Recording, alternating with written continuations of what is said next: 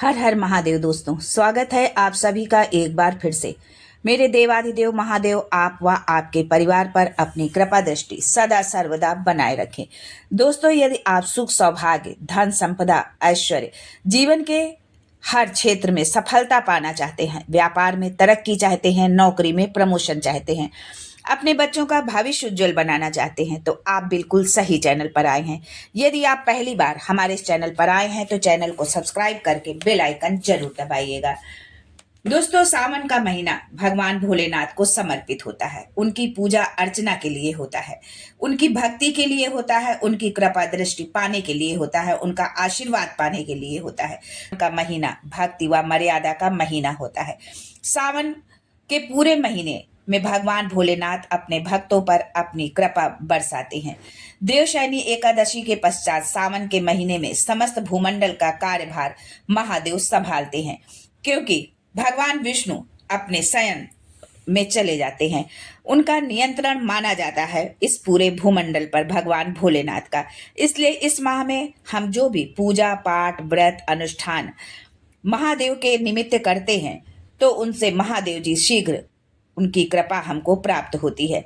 सावन भोलेनाथ का प्रिय महीना है। महादेव के भक्त भले ही किसी और महीने में संयम और नियम का पालन करे या ना करे, लेकिन सावन के महीने में संयम और नियम का पालन जरूर करते हैं। ये मर्यादा और संयम का महीना होता है। तो दोस्तों, आज का वीडियो बहुत ही ज्ञानवर्धक जानकारियों से भरा हुआ है। आपके भाग्य खुलने की चाबी इस वीडियो में छिपी हुई है, इसलिए दोस्तों वीडियो को पूरा जरूर देखिएगा, स्किप नहीं करना है। दोस्तों, बहुत ही सरल और कारगर उपाय हम अपने चैनल में बताते हैं, जिससे हर व्यक्ति इसका लाभ उठा सके। सावन के महीने का कुछ विशेष महत्व इस तरह से है। सावन के महीने में ही समुद्र मंथन हुआ था। सावन के महीने में ही माता लक्ष्मी समुद्र से उत्पन्न हुई थी और माता लक्ष्मी को धन की देवी का दर्जा प्राप्त हुआ था सावन के ही महीने में। सावन के महीने में महादेव भूलोक पर आ जाते हैं और भूलोक पर जिनके घर में यथावत शिवलिंग रखे होते हैं, उनके घर में आंशिक रूप में महादेव जरूर आते हैं। इस मास में भगवान विष्णु योग निद्रा में चले जाते हैं, तो सृष्टि का संपूर्ण कार्यभार भगवान भोलेनाथ के ऊपर होता है। दोस्तों, आज हम बताएंगे कि किस वृक्ष पर बांधे 2 जोड़ा हरी चूड़ी, जिससे आपकी हर इच्छा होगी पूरी। इस वृक्ष पर सावन के महीने में हरी चूड़ियां बांधेंगे तो आपकी कामना शीघ्र पूर्ण होगी। आपके आने वाला समय जो होगा सुखमय होगा और आपके जीवन की सभी परेशानियां समाप्त हो जाएंगी।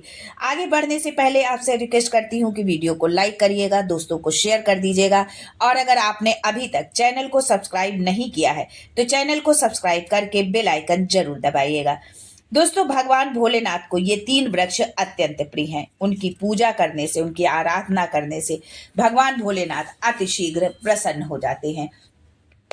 शिव जी की पूजा करने के समान ही फल प्राप्त होता है अगर हम इन 3 वृक्षों की पूजा अर्चना करते हैं। तो शास्त्रों में कहा गया है कि मानव कल्याण के लिए माता पार्वती और महादेव ने इन वृक्षों के रूप में भूलोक पर अवतरित हुए थे, यानी कि भूलोक में जन्म लिया। दोस्तों, पहले जानते हैं कि सावन में हरी चूड़ी का महत्व क्या है, हरे रंग का क्या महत्व है। हरा रंग सौभाग्य और उल्लास का प्रतीक माना जाता है, जो मन को शीघ्र आनंदित करता है। हरा रंग प्रकृति का स्वरूप माना जाता है। माता पार्वती प्रकृति हैं और भगवान भोलेनाथ को पुरुष माना जाता है। सावन में भगवान शिव को चढ़ाए जाने वाले बेलपत्र, धतूरा, शमी पत्र, ये सब हरे रंग के होते हैं। प्रकृति से भगवान भोलेनाथ शीघ्र प्रसन्न होते हैं। सावन में जो महिला हरे रंग की चूड़ियां पहनती है, हरे वस्त्र धारण करती है, उसे अखंड सौभाग्य की प्राप्ति होती है। इसलिए कि सभी माताओं बहनों से सावन के महीने में हरे रंग की चूड़ियां जरूर पहननी चाहिए। सभी माताओं बहनों को हरे वस्त्र धारण करने चाहिए। सावन के महीने में जो माताएं बहनें भगवान भोलेनाथ की पूजा करती हैं, उन्हें हरे रंग के वस्त्र धारण करके ही भगवान भोलेनाथ का पूजन करना चाहिए। लाल रंग के वस्त्र नहीं धारण करना चाहिए। मानना है कि लाल काला इस रंग के वस्त्र धारण करने से भगवान भोलेनाथ नाराज हो जाते हैं। तो इस वृक्ष पर किसी किसी भी जो है सोमवार के दिन आप जरूर बांधे एक जोड़ा हरी चूड़ी। आपका दुर्भाग्य सौभाग्य में बदल जाएगा। कैसी भी परेशानी हो, कैसा भी संकट हो आपके जीवन में कलह, कष्ट, दुख, तकलीफ, आर्थिक परेशानी, शारीरिक परेशानी, कुछ भी हो, सारी परेशानियां शीघ्र समाप्त हो जाएंगी अगर आप एक ही सोमवार के दिन ये उपाय करते हैं। हरी चूड़ी वृक्ष पर बांधते हैं, जो आपके जन्म जन्मांतर की गरीबी भी मिट जाएगी और आप शीघ्र एक ही सोमवार के दिन उपाय करने से आपकी मनोकामना पूर्ण होगी। जो भी आपकी मनोकामना होगी, जिस मनोकामना से आप हरी चूड़ी बांध रहे हैं, उस मनोकामना को आप जरूर कहिए, भगवान भोलेनाथ से प्रार्थना करिए कि आपकी वो कामना वो पूर्ण करे। तो दोस्तों, वो कौन से वृक्ष हैं, आइए जानते हैं उसके बारे में। पहला वृक्ष है शमी का।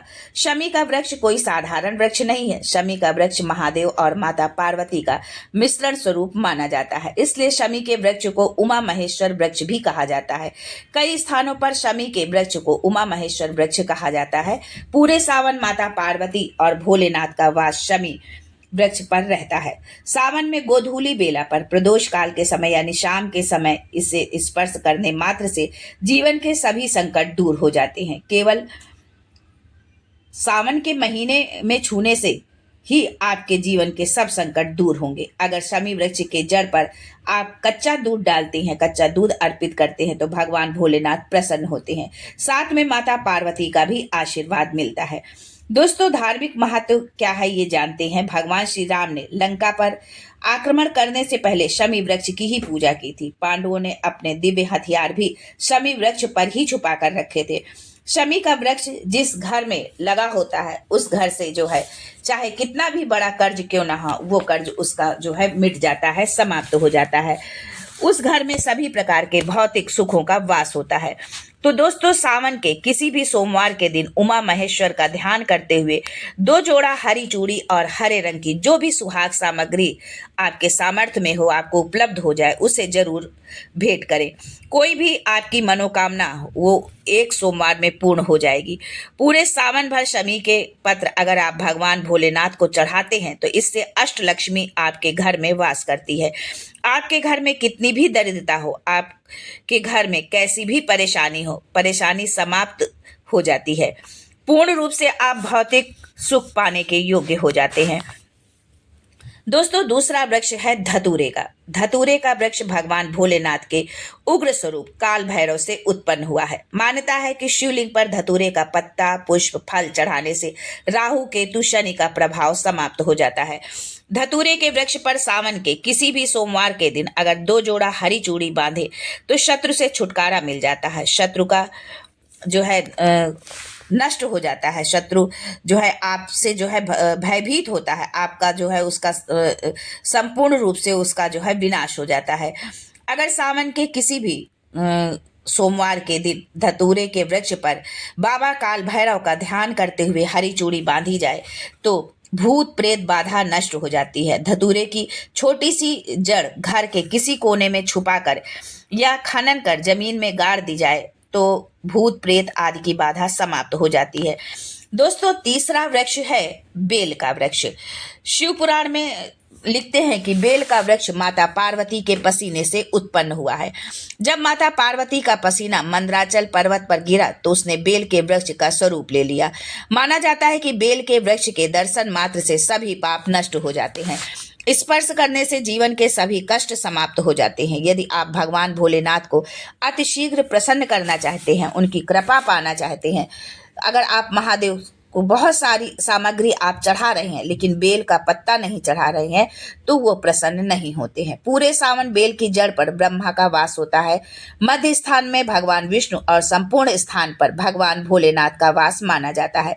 ऐसा भी माना जाता है कि कोई भी साधक सुबह या प्रदोष काल में बेल के वृक्ष की पूजा करता है, बेल की जड़ के पास घी का दीपक जलाए, तो तीर्थों के समान जो है पुण्य की प्राप्ति होती है।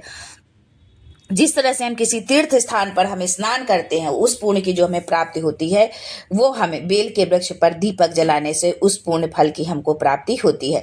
समस्त तीर्थ बेल के वृक्ष में सावन के महीने में आ जाते हैं। तो दोस्तों, सावन के महीने में किसी भी सोमवार को यदि कच्चा दूध चढ़ाया जाए तो जीवन की परेशानियां मिट जाती हैं। तो प्रदोष काल में बेल के वृक्ष पर एक जोड़ा हरी चूड़ी जरूर बांधें। दोस्तों, आचार्य चाणक्य कहते हैं कि जब पति पत्नी में प्रेम बढ़ता है तो संपन्नता अपने आप खिंची चली आती है। व्यक्ति से धन दौलत से माला माल हो जाता है। माता लक्ष्मी निवास करती हैं। माता लक्ष्मी जिस घर में निवास करती उस घर में दरिद्रता का वास तो हो ही नहीं सकता। तो आज के लिए बस इतना ही। यदि आपको ये वीडियो और ये जानकारी अच्छी लगी हो तो चैनल को लाइक शेयर सब्सक्राइब करना बिल्कुल भी ना भूलें। कमेंट्स में हर हर महादेव जरूर लिखें। देवाधिदेव महादेव आपके जीवन के हर संकट को दूर करे, आपकी हर मनोकामना पूरी करे। इसी प्रार्थना के साथ जो है आज के लिए बस इतना ही। फिर मिलते हैं कुछ नया, कुछ अलग, कुछ अद्भुत लेकर। तब तक के लिए हर हर महादेव एंड थैंक्स।